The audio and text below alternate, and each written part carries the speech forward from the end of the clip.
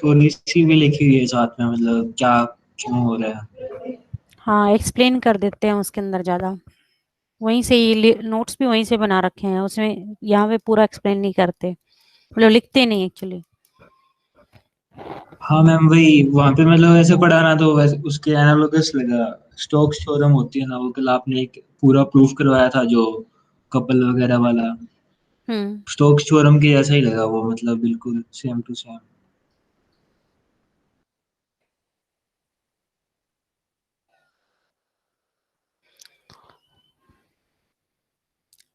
वो बुक क्या है, उसमें ना बहुत ज़्यादा एक्सप्लेन कर रखा है।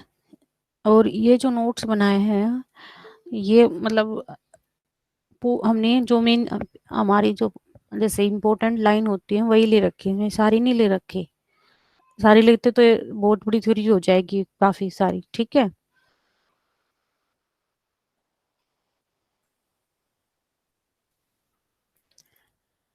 तो कौन सा चैप्टर में, चैप्टर 8 में से देखा ना गौरव? सिक्स या सेवन्थ है मैम, 2 मिनट, सेवन्थ है। अच्छा, 7th है। हाँ मैम। और उसके एक अंदर चीज। यही था मैम कि वो जो अपने निकाल रहे थे ना, वो सरफेस फोर्स था। वो मतलब हम्म। जैसे होता है ना कि इंटरनल जो भी सरफेस फोर्स होगा वो कैंसल आउट हो जाएगा, इक्वल एंड अपोजिट हो जाता है हर डायरेक्शन में। तो हम्म। वही प्रूव किया हुआ था ये डिस्टेंस वाली बुक के अंदर, बट इसके अंदर से ऐसे पता ही नहीं चल रहा था क्या कर रहे हैं, क्यों कर रहे हैं। वहां पे पढ़ा तो मतलब वो बस एक लाइन थी, उससे ये सब कुछ समझ आ गया कि ठीक है हाँ। अच्छा।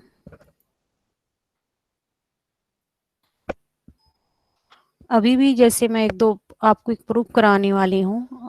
इस बुक में जैसा प्रूफ दे रखा है ऐसा कहीं पे भी नहीं है। ये डिफिकल्ट दे रखा है, मैंने अभी देखा, नेट पे भी देखा है काफी जगह, स्टेट ऑफ स्ट्रेस का।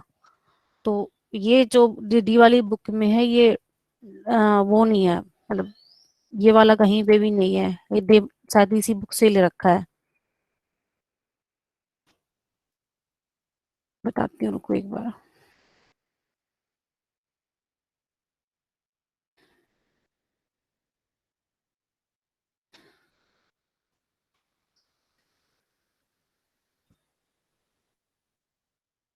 और बाकी पढ़ लिया भाई सबने?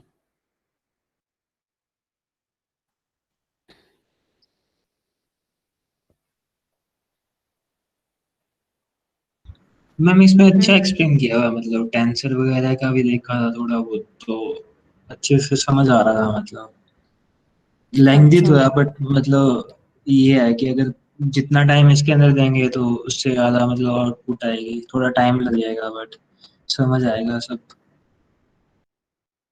वो तो इसमें पहले वो पैरेलल दोनों में देखते रहो, उसमें तो क्या दिक्कत है। मान लो यहाँ से आपने मोटा मोटा देख लिया, फिर वो उसको और अच्छे से वहां से कर लो।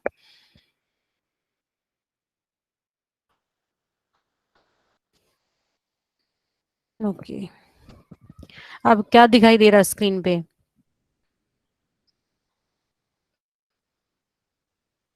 हम्म।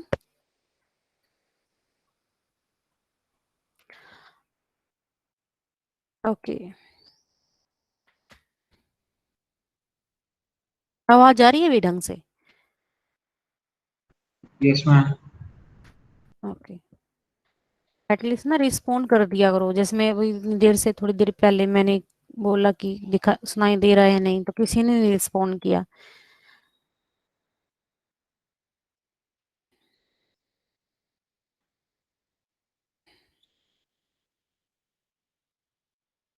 ओके, ये हम कर चुके हैं। नॉर्मल और टेंजेंशियल स्ट्रेस क्या होते हैं। जैसे आपके पास वहां पे कंपोनेंट थे टेंसर के, सेकेंड ऑर्डर का है तो हमें 9 कंपोनेंट चाहिए। ऐसे ही यहाँ पे हमें दी स्ट्रेस वेक्टर, या आप क्योंकि मैं फोर्स की बात करनी है तो अगेन मुझे स्ट्रेस कंपोनेंट चाहिए। ठीक है। तो सबसे पहले हम देखेंगे कि स्ट्रेस कंपोनेंट क्या होते हैं। तो लेट्स से पी एक्स आई हमारा कोई पॉइंट है यहाँ पे, और जो हमारा सिस्टम है डेट इज O(x1), ये ओ हमेशा यहाँ पे कैपिटल ओ और उसके सुफिक्स में है ये सब।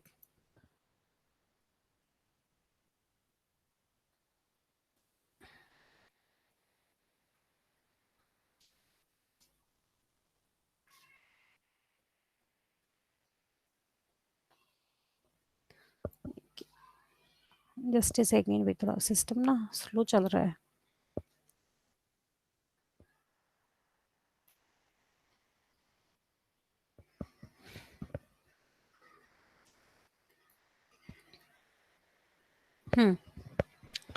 तो यहाँ पे जैसे मेरे पास OX1 X2, ये OX1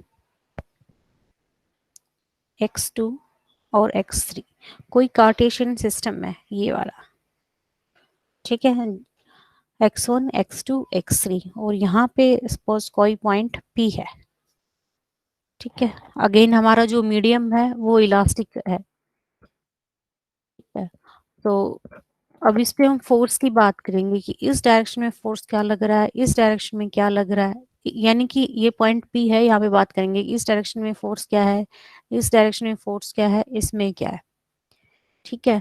तो let's say T tilde 1 denote the stress vector, ठीक है, on the plane with normal along x1 axis, ठीक है। वो हमारा T tilde 1 at the point P पर, यहाँ पे नॉर्मल है जो हमारा आउटवर्ड यूनिट वेक्टर है, यानी कि इस प्लेन पे लग रहा है ये वाला। तो जो हमारा नॉर्मल है वो वेक्टर x1 एक्सिस के लॉन्ग है। तो T tilde 1 हैज कंपोनेंट, ये हमने एज्यूम किए हैं अभी, तो टाउ 11 टाउ 12 टाउ 13। जो डायरेक्शन है वो हमारी x1 रहेगी, x1 इस डायरेक्शन में हम आ गए, ठीक है। इस डायरेक्शन में भी जाके मान लो एक पॉइंट यहाँ पे आ गया, इस डायरेक्शन में भी अगेन ये हमारा ऐसे होगा, ऐसे। तो x1 डायरेक्शन में ये कंपोनेंट डेट इज टाउ 11, जैसे मैं अलग से बनाती हूँ थोड़ा, x1 डायरेक्शन यहाँ पे ले लो, मान लो ये x1 को मैं यहाँ पे रिप्रेजेंट कर रही हूँ, ये x1 डायरेक्शन है मेरी। तो अगेन यहाँ पे मान लो x1 है आपका, ये x2 है। अब ये x1 डायरेक्शन में भी जाके जो इसके लॉन्ग जो फोर्स है, फोर्स का जो कंपोनेंट है वो टाउ 11, x1 डायरेक्शन में ही, इसी डायरेक्शन में चल रहे हैं हम, x2 के अलोंग वो है टाउ 12। अगेन सॉरी, ये गलती से लिखा गया, टाउ 13, ये कंपोनेंट्स हैं। इसका मैं एक बार आपको नेट से वो भी दिखाती हूँ कि कैसे कर रखा है ये। Okay just a second.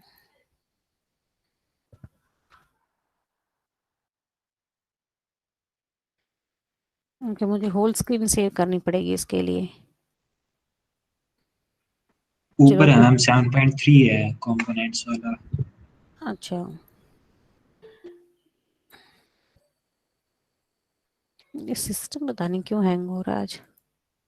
7.3,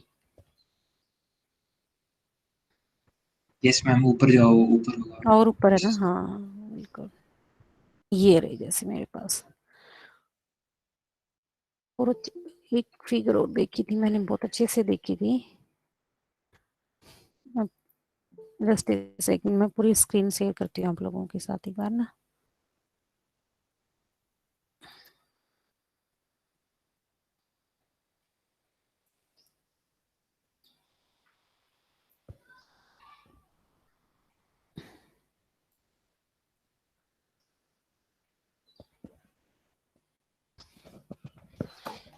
रुको भाई एक बार, ठीक है, वेट करो।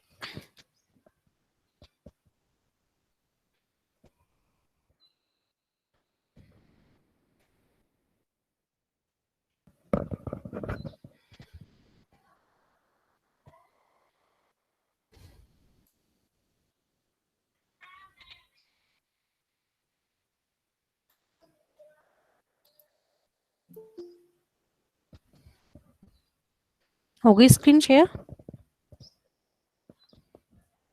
ओके, आई थिंक अब हो गई है। ये देखो, जैसे मेरे पास कार्टेशियन सिस्टम है x1 x2 x3, सभी को दिखाई दे रहा है?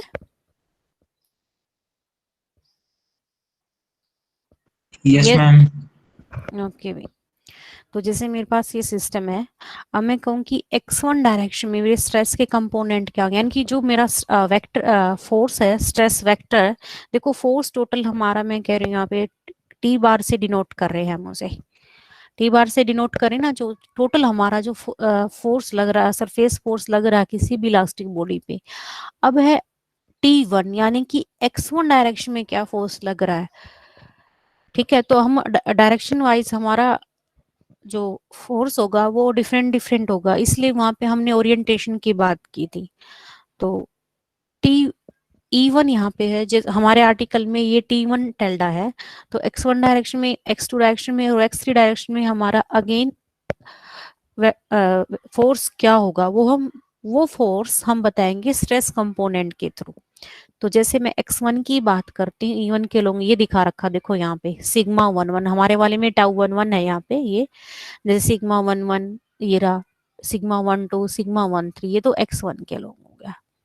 ठीक है, यानी कि इसमें इसके x1 नॉर्मल है, ऐसे यहाँ पे इसके गेन कंपोनेंट होंगे और इसके कंपोनेंट होंगे। ठीक है, तो यहाँ पे जो हमारे along x1 axis, normal along x axis, तो हमारे कंपोनेंट है टाउ 11 टाउ 12 टाउ 13। तो अब हमने स्ट्रेस वेक्टर बताना है along x axis, stress vector, vector है अगेन, तो E1 cap, E2 cap, E3 cap का लीनियर कॉम्बिनेशन होगा। T tilde 1 E1 E1 cap और उस डायरेक्शन में जो स्ट्रेस कंपोनेंट है वो टाउ 11, ऐसे ही E2 यानी कि x2 डायरेक्शन में अगेन टाउ 12 टाउ 13। तो हम इसको थोड़ा एब्स्ट्रैक्ट फॉर्म में लिख लेते हैं टाउ, क्योंकि यहाँ पे आप फर्स्ट सुफिक्स देखोगे तो सब में कॉमन है, वो 1 है। टाउ 1 हमने लिख लिया, जो चेंज हो रहा है उसको हमने जे लिख लिया। तो यहाँ पे ये भी वेरी हो रहा है, ये भी वेरी हो रहा है और ये भी, तो इसको हमने ले लिया ई जे कैप। ये है हमारा stress vector on the plane with normal along x axis. ऐसे ही हम x2 एक्सिस के नॉर्मल निकाल लेंगे और x3 एक्सिस के नॉर्मल निकाल लेंगे। x2 की नॉर्मल यानी कि x1 और x3 में हो जाएगा हमारा, ये पैरेलल हो जाएगा। ठीक है, तो T2 with stress vector acting on the plane, आप यहाँ पे ये भी लिख सकते हो normal to the x2 axis. तो बच गया कौन सा हमारा है, ये है ना, जैसे यहाँ पे x1 है, ये x2 है, ये x3, इसके नॉर्मल है, तो ये वाला प्लेन बच गया मेरे पास, ये वाला, तो ये है हमारा x1 और x3 plane at point P। तो यहाँ पे जो x2 की नॉर्मल है यानी कि x1 x3 में जो हमारा फोर्स लग रहा है that is denoted by T tilde 2। Again ये हमारा हो जाएगा। अब पहला जो यहाँ पे ये बात आगे आएगी, अभी जो पहला सुफिक्स रिप्रेजेंट कर रहा है वो कर रहा है कि डायरेक्शन को, किस डायरेक्शन में लग रहा है, टी टाउ 1, फर्दर उसकी डायरेक्शन ये है कंपोनेंट की E1 cap, tau 2 E2 cap, tau 2 E3 cap. तो ये हो गया हमारा टाउ 2 EJ। सिमिलरली जो हमारा, मैं सपोज करूंगी ये T टिल्ड 3 हमारा स्ट्रेस वेक्टर को रिप्रेजेंट कर रहा है इन दी प्लेन, यानी कि ये ऐसे होगा, x3 हमारा ये है नॉर्मल, तो हमारा ये प्लेन आ गया x1 और x3 parallel to the plane x1 and x2, इस वाले रीजन पे फोर्स लग रहा है हमारा। ठीक है, तो अगेन हमारा जो T टिल्ड 3 का जो स्ट्रेस फैक्टर है in term of stress components tau 3 EJ cap. ठीक है, तो अब हमारे पास क्या है, इक्वेशन 1 ये थी T tilde 1 tau 1J EJ, ऐसे इक्वेशन 2 और 3 को हम जनरलाइज कर रहे हैं, तो हम इनको ऐसे लिख सकते हैं T टिल्ड I टाउ आई जे, ये तो हमारा आपको पहले से ही हर एक टर्म में था, यहाँ पे हमने इसके लिए आई लिख लिया, यहाँ पे आई है। ठीक है, अब दोनों साइड हमने क्या किया, इसमें हमने डॉट प्रोडक्ट ले ली ई के कैप से। ठीक है, ये तो आपका यही था। अब इन दोनों की डॉट प्रोडक्ट क्या होती है, बाय सब्स्टिट्यूशन ला हमारी हो जाएगी डेल्टा जे के। अगेन फर्दर यदि हम इसमें लगाएं तो रिपीट कौन सा हो रहा है, जे, तो ये बच गया हमारा टाउ आई के, यानी कि यदि मुझे टी टिल्ड आई कैप स्ट्रेस वेक्टर देखना मुझे इन दी डायरेक्शन ऑफ के, तो हमारा ये स्ट्रेस कंपोनेंट होगा। सो फोर यदि मैं इसको लिखना चाहूं तो ऐसे लिख सकती हूँ, T tilde I dot of E J cap is equal to tau I J. तो ये हमारा स्ट्रेस वेक्टर है, ये हमारे स्ट्रेस कंपोनेंट है। Thus for a given I and J, इसकी बात हो रही है यहाँ पे। The quantity tau I J represent the jth component. अभी जो सेकंड कंपोनेंट है, the quantity tau ij represent the jth component of the stress vector tau tilde I cap acting on the plane e I cap as a unit normal vector। तो पहला जो suffix है यानी कि किस plane में, यानी कि यूनिट नॉर्मल वेक्टर हमारा कौन सा है, और जो सेकंड सुफिक्स है यानी कि स्ट्रेस कंपोनेंट, हमारा कंपोनेंट कौन सा, किस डायरेक्शन में है। तो अभी एक here the first suffix I indicate the direction of normal to the plane, ठीक है, and the second suffix j indicate the direction of the stress component, ठीक है। तो ये था हमारा ये रिलेशन स्ट्रेस वेक्टर में और स्ट्रेस कंपोनेंट में। तो यदि मैं इसको आई जे की वैल्यू वेरी करके इसको लिखूं तो इस मैट्रिक्स को हम ऐसे लिख सकते हैं, टाउ आई जे को, tau I j is equal to tau 1 1 tau 1 2 tau 1 3 और ये हो जाएगी। तो हमारे पास ये टोटल 9 क्वांटिटीज हैं, इनको हम बोलते हैं स्ट्रेस कंपोनेंट्स, ठीक है। और इसकी जो डायमेंशन है हमारी,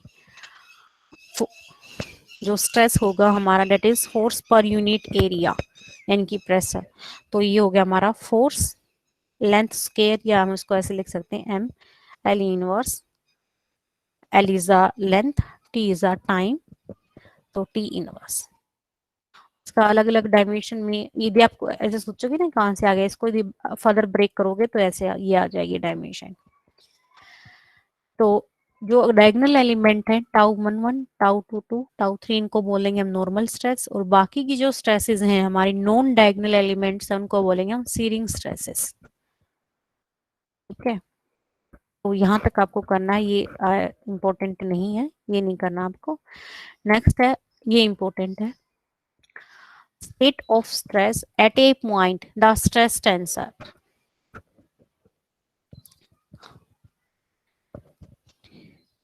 तो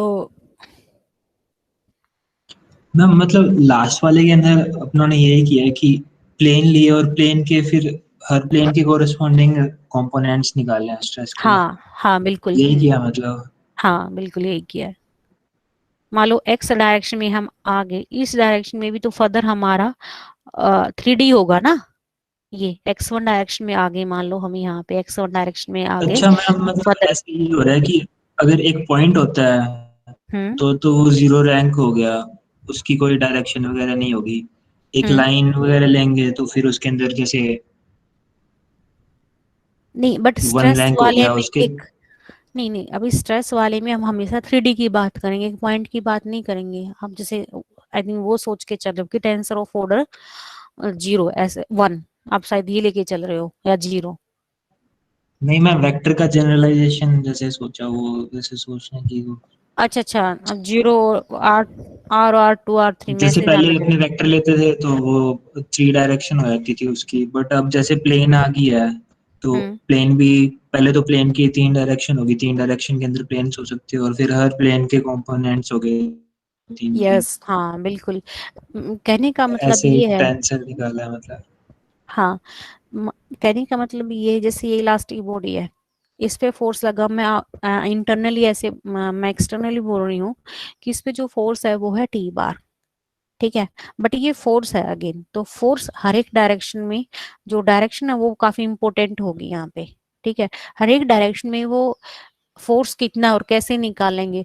तो चलो मैंने एक डायरेक्शन के लिए तो बोल दिया कि जो टी टिल्ड है, मेरा टी टिल्ड 1 है, जो कि फोर्स है हमारा normal on the x axis, यानी इसके ऊपर फोर्स लगा।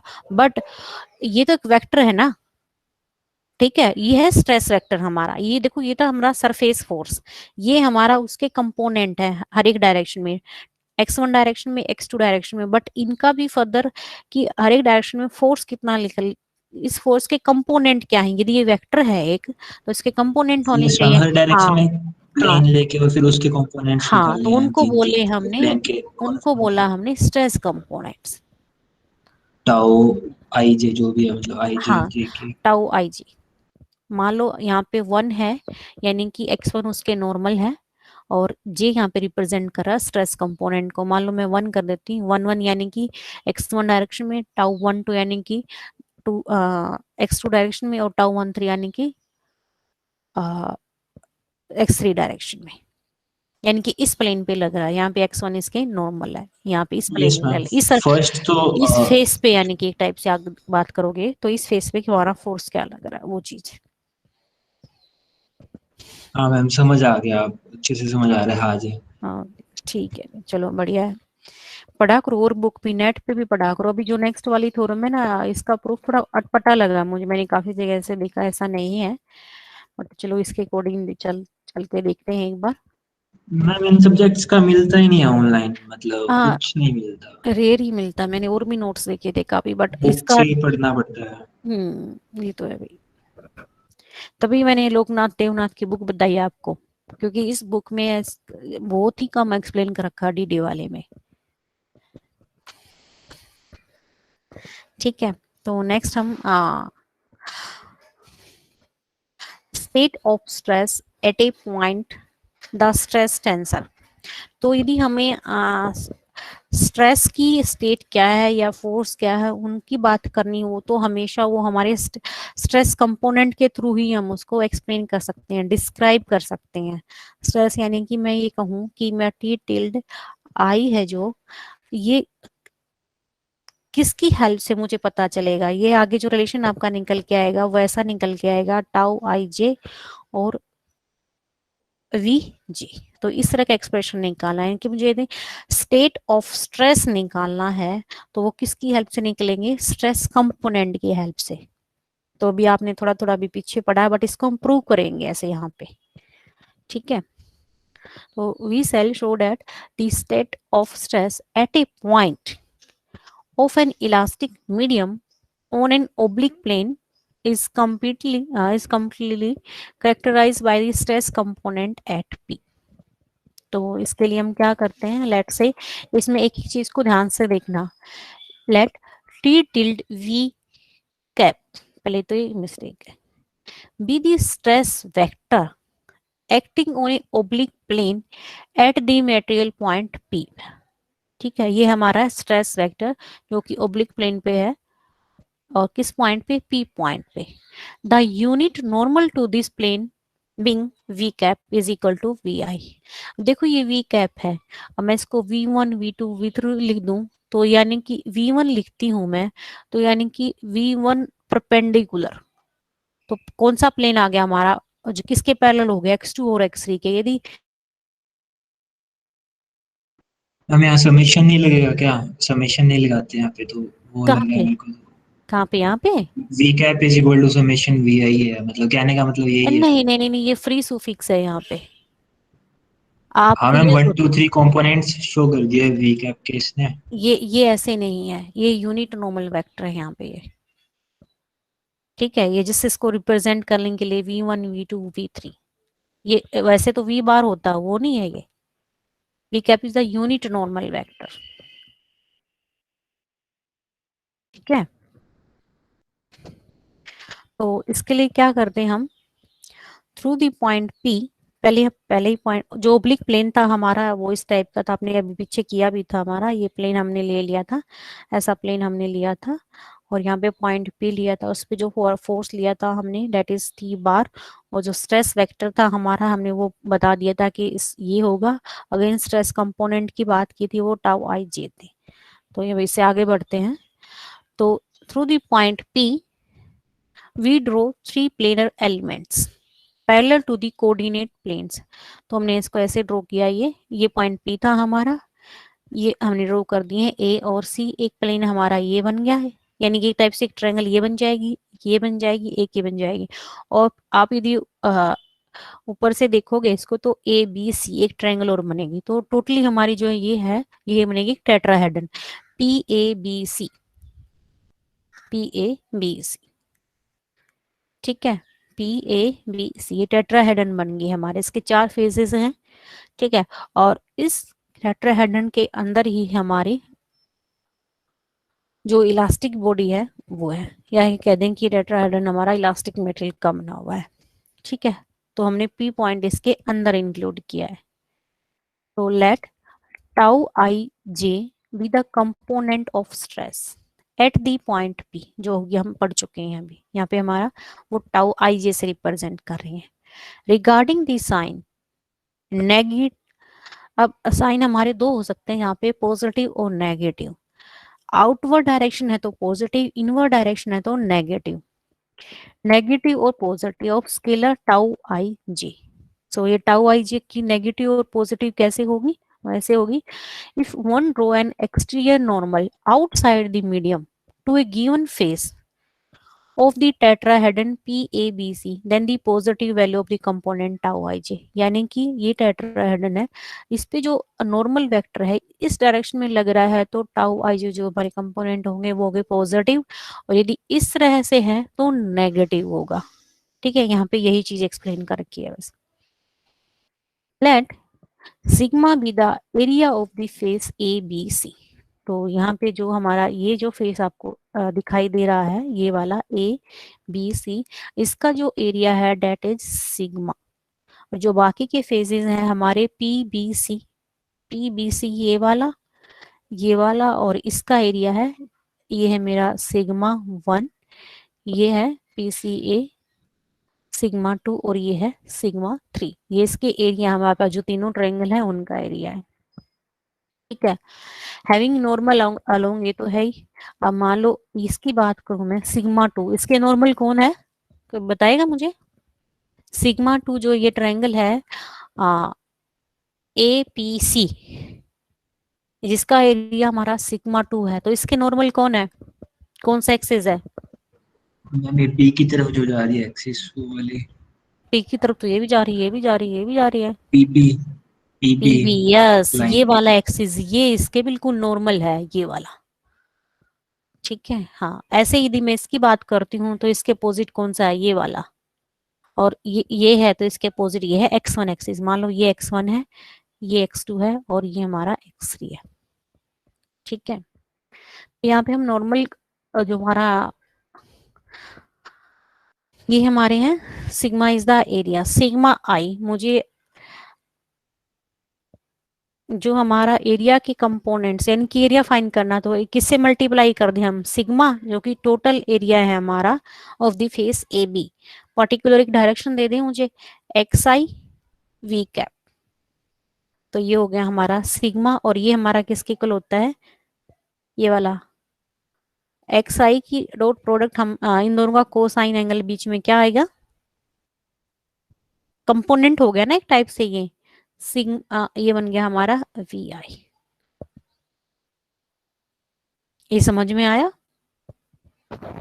यस मैम, जैसे प्रोजेक्शन निकालते थे ना आपने कोई भी हम्म, वेक्टर की कंपोनेंट की, वैसे इसके अंदर प्रोजेक्शन निकाल रहे हैं एरिया की, यस। मतलब एनालोगस लग रहा है उसके।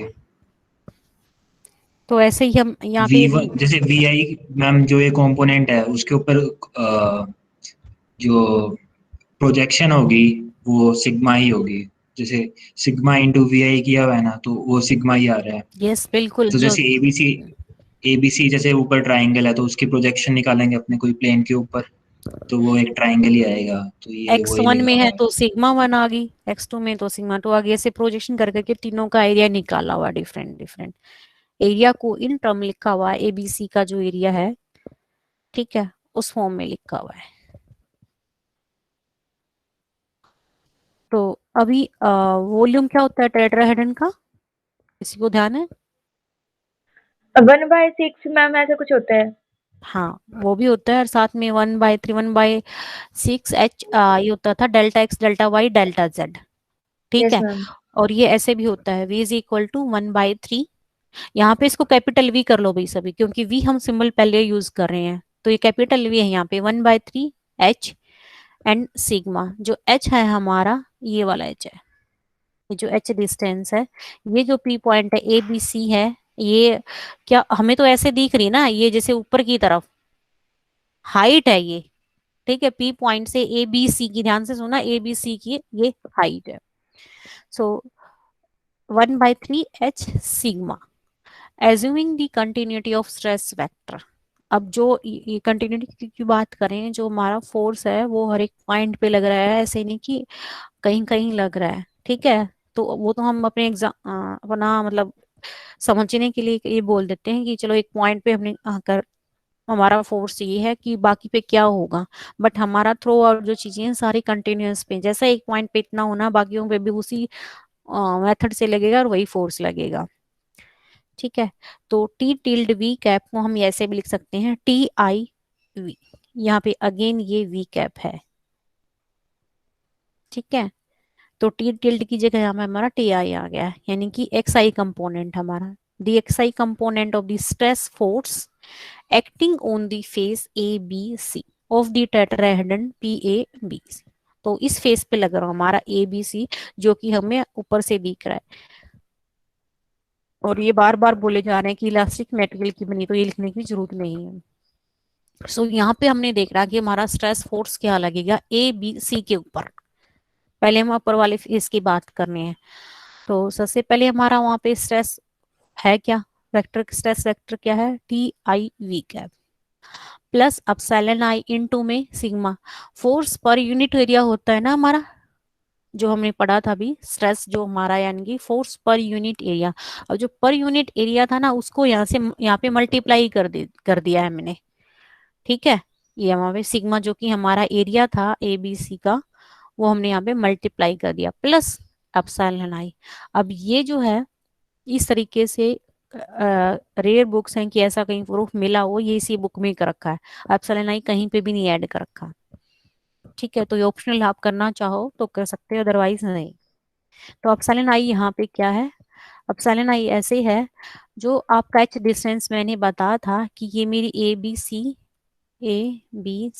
जो मेरी ये वाला फेस है टेट्राहेड्रन का, जो एच था हमारा ये वाला अपर वाला, इसके यदि मैं ऐसे ड्रॉ करती हूँ बिल्कुल, ये जो डॉट है ना इसको थोड़ा मान लो इसकी लेंथ लेती हूँ परपेंडिकुलर मान लो इसके, ये चीज, तो ये डिस्टेंस है h हमारा। यदि h टेंस टू जीरो करेगा तो ये एप्सिलॉन I हमारा जीरो हो जाएगा। एप्सिलॉन I आया क्यों, epsilon I are inserted because stress force act at a point of the oblique plane ABC। ठीक है, एक पॉइंट पे है और इसको यदि इस h डिस्टेंस को मैं कम करती जाऊंगी तो यहाँ पे मेरा फोर्स नेग्लिजिबल हो जाएगा, यानी कि ये जो एप्सिलॉन I है ये जीरो हो जाएगा।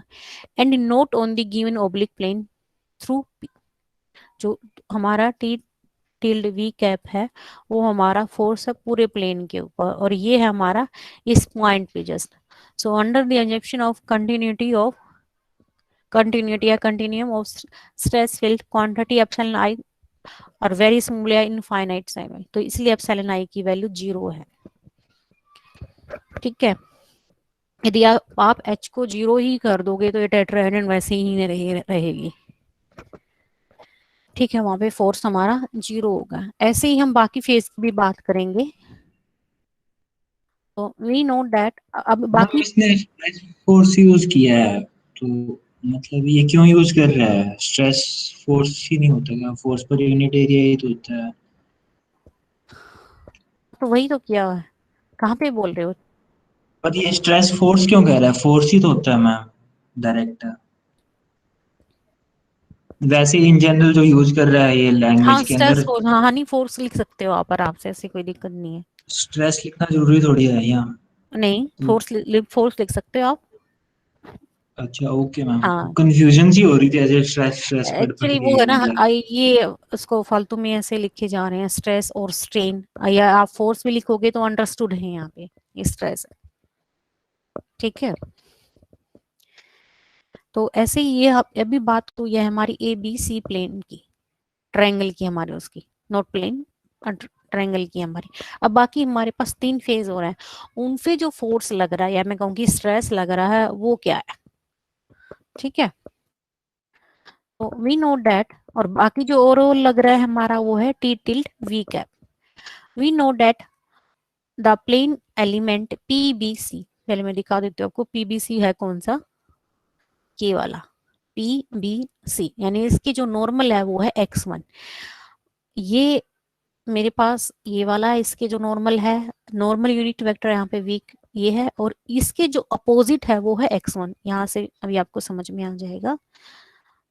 एक सेकेंड, यहाँ पे ये वाला प्लेन की बात हो रही है PBC की, इस पे जो यूनिट नॉर्मल वेक्टर है वो कैप, बट इसके जो अपोजिट में है x1 एक्सिस, उसकी डायरेक्शन अपोजिट है, डेट इज x1, तो नेगेटिव साइन आएगा यहाँ पे। Okay, we know that the plane element PBC, या फेस बोल लो या प्लेन एलिमेंट बोलो, आपकी मर्जी, या ट्रायंगल भी बोल सकते हो, या face of the tetrahedron is a part of the boundary surface of the material contained in the tetrahedron.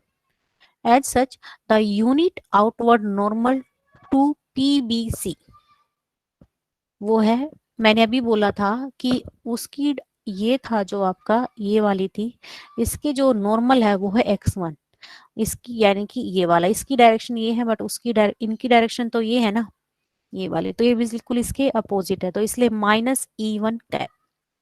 Therefore, the xi component of the force, ये ध्यान से देखना, xi component of force, ठीक है, ये फोर्स नहीं है टोटल, ये फोर्स का कंपोनेंट है in the xi direction due to the stress acting on the face PBC of area sigma 1 is, इसका जो हमने एरिया मान रखा था वो था हमारा सिग्मा 1, तो ये हो गया हमारा माइनस, क्योंकि ये अपोजिट डायरेक्शन है, टाउ 1 डायरेक्शन हमारी कौन सी, जो यूनिट नॉर्मल वेक्टर है वो है x1, यहाँ पे x1 इनटू में कंपोनेंट, इसके स्ट्रेस के component that is i plus epsilon 1i, again यहाँ पे ये पे पॉइंट के लिए रिप्रेजेंट कर रहा है, जो कि अगेन टेंस टू 0 हो जाएगा if h tends to 0, into area of that face element that is sigma 1।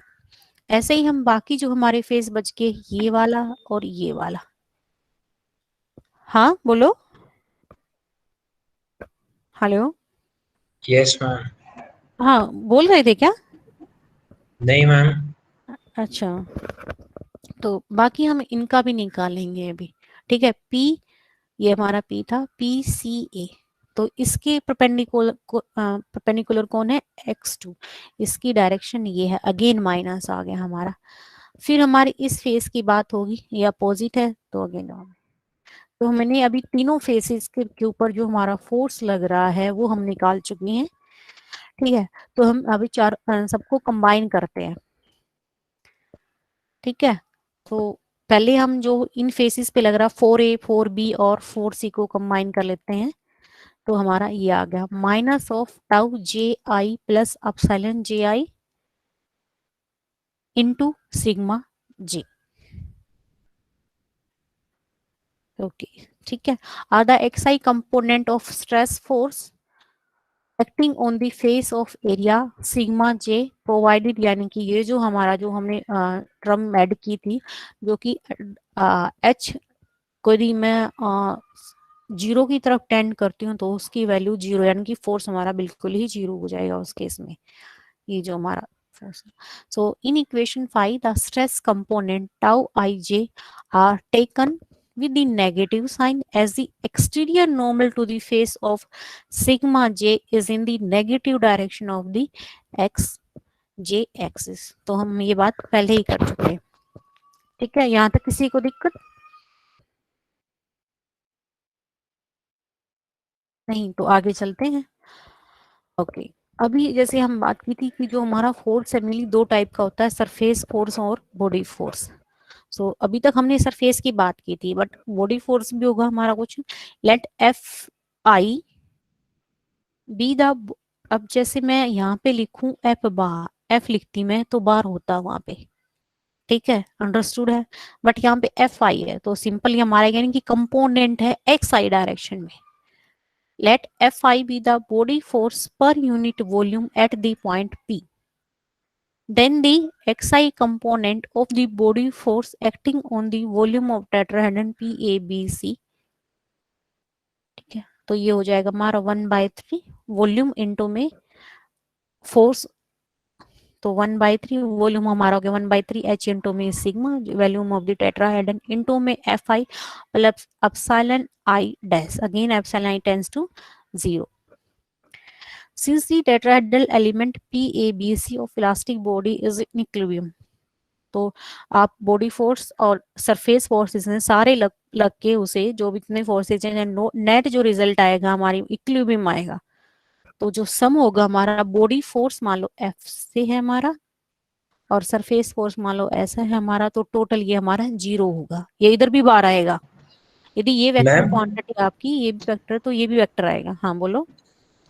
Ma'am ये आप चाइना आई ले रहे हैं जो, हाँ हेलो, हाँ तो ये हाँ इसलिए ले रहे हैं क्या कि क्योंकि अपने यहाँ पे सिर्फ प्लेन के लिए काम कर रहे हैं, बट एक्चुअल लाइफ के अंदर जो सरफेस होते हैं वो बिल्कुल प्लेनर नहीं होते, यस तो बिल्कुल. हो सकता है उसके अंदर फोर्स थोड़ा बहुत ज्यादा भी हो या कम भी हो, तो आप चाइना आई लिया है, तभी तो वो कह रहे हैं पॉइंट प्लेन तो बिल्कुल ही नहीं होता ना, रेयर ही होती हैं, तो इसीलिए इसलिए लिया जो. मतलब आप हाँ चाइना. इसीलिए लिया बिल्कुल यस.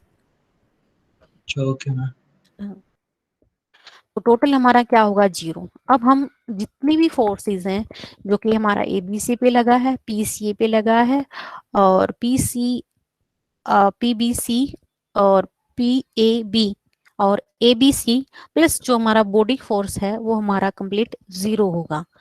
तो यहाँ पे यानी कि tau I V cap plus epsilon I sigma, जो कि ये फोर्स हमारा कौन सा था, ये था हमारा ABC पर, और ये वाला हमारा ये था हमारा PBC पर, और ये तो हमारा टोटल तीनों फेसिस पे था, तीनों फेसिस पे. ठीक है. और ये हाँ हमारा मैम, है यहाँ पे बॉडी फ्री फोर्स. वेरिएबल है तो. हाँ ये हमारा है बॉडी फोर्स, वॉल्यूम इनटू में ये वॉल्यूम है और ये हमारा फोर्स है, दैट इज इक्वल टू 0. तो अब हम इसमें क्या फोर्स करते पर हैं. यूनिट वॉल्यूम है मैम. हाँ force per unit volume, sorry. तो हमारा एक रिलेशन निकाला था अभी सिग्मा में, सिग्मा आई लिख लेते हैं चलो हम, sigma I is equal to sigma V I. ध्यान आप लोगों को, ये रिलेशन हमने बताया था कि जो एरिया है इन टर्म ऑफ जो टोटल एरिया है हमारा टेट्राहेड्रन का, ये भी हमने किया था ना, ध्यान है ये वाला. Yes ma'am. ओके तो इसका यूज किया है यहाँ पे. ठीक है. तो सिग्मा की जगह पुट कर दिया हमने, यानी कि सिग्मा आई और वी आई बोल लेते हैं तो हम, या हम क्या करते हैं जस्ट ए सेकेंड, अभी हम सिग्मा को सिग्मा ही रहने देते हैं. तो सिग्मा हो सिग्मा गया ई को हमारा. रिप्लेस किया मैम. हाँ तो सिग्मा जे को हम पुट कर देते हैं सिग्मा जे, यानी कि सिग्मा वी जे, और उस सिग्मा से हमने पूरी इक्वेशन को डिवाइड कर दिया. ठीक है. तो यहाँ पे सिग्मा था ये हमारा कैंसिल हो गया, ये कैंसिल हो गया, यहाँ पे रहता था, तो इस सिग्मा जे की जगह हमने पुट कर लिया सिग्मा वी जे आ जाएगा हमारा. ठीक है. तो सिग्मा वी जे, सिग्मा तो हमारा थ्रू आउट कैंसिल हो रहा था, तो बच गई हमारी ये वाली इक्वेशन. ठीक है. तो as we take the limit h tends to 0 in equation 7, तो ये 0 हो गया हमारा, ये 0 हो गया, और ये वाली टोटल h यदि 0 हो जाता है तो ये हमारा 0 हो गया. ठीक है. तो बचा क्या हमारे पास, टाउ आई वी कैप, ये माइनस साइन है हमारे पास, tau J I V J, तो that is tau I V cap is equal to tau J I V J. तो ये जो हमारा रिलेशन निकल के आया है, ये हमारा निकल के आया है स्ट्रेस वेक्टर में और स्ट्रेस कंपोनेंट में. ठीक है. The relation connecting the stress vector tilde wing and the stress component tau I J, so इसको हम बोलते हैं कोसी-लाओ फॉर्मूला. ठीक है. और यदि मैं इसको मैट्रिक्स फॉर्म में लिखूं, इक्वेशन 8 को यदि मैट्रिक्स फॉर्म में हम लिखते हैं, that is tau 1 tau 2 tau 3, और ये है हमारा टाउ 1 टाउ 1 1, इसको हम आई जे की जैसे वैल्यू पुट करेंगे V1 V2 V3, तो ये हमारा हो गया कोसी-लाओ फॉर्मूला. और टाउ आई जी आपने पहले ही पढ़ा था, जो हमारा स्ट्रेस है, स्ट्रेस हमारा एक टेंसर है जो कि हमारा ऑर्डर क्या है उसका 2.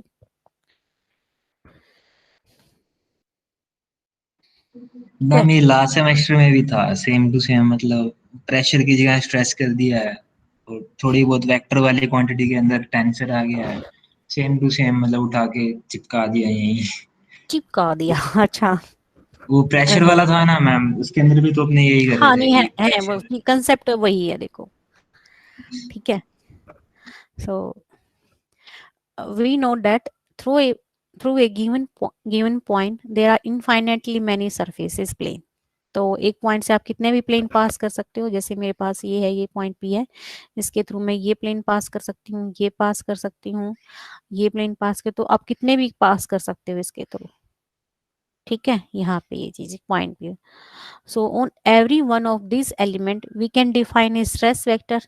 हर एक प्लेन के ऊपर आप एक स्ट्रेस वेक्टर डिफाइन कर सकते हो। The totality of all this stress vector is called state of stress, ठीक है। यानी आपको स्टेट ऑफ स्ट्रेस यदि बतानी है तो वो किसकी हेल्प से बताओगे, स्ट्रेस वेक्टर की हेल्प से। और स्ट्रेस वेक्टर अगेन किसकी हेल्प से है, स्ट्रेस कंपोनेंट की हेल्प से। So the equation 8 enable us to find the stress vector.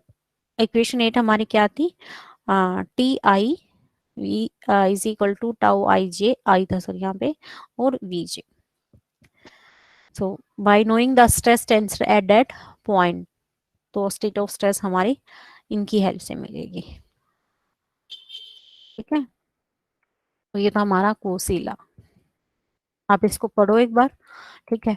और आगे यदि हमें बढ़ना है तो ये जो ये वाला रिलेशन है या फॉर्मूला है, ये आप लोगों को पता होना चाहिए कि स्ट्रेस वेक्टर स्ट्रेस कंपोनेंट में क्या रिलेशन है, ठीक है। ये हर एक पॉइंट पे यूज होगा, वो बात अलग है कि आपको प्रूफ अभी नहीं करना है, बट ये इस रिलेशन का आपको पता होना चाहिए। Monture. Voice level. आकादे जीने दे जीने दोबारा नाम मत लेगी और शट ऑन कर दिया हेलो इसलिए मैदा मतलब ऊपर सूख दूंगी मैं ठाक है एक दिन तो कर दियो रे चले मैं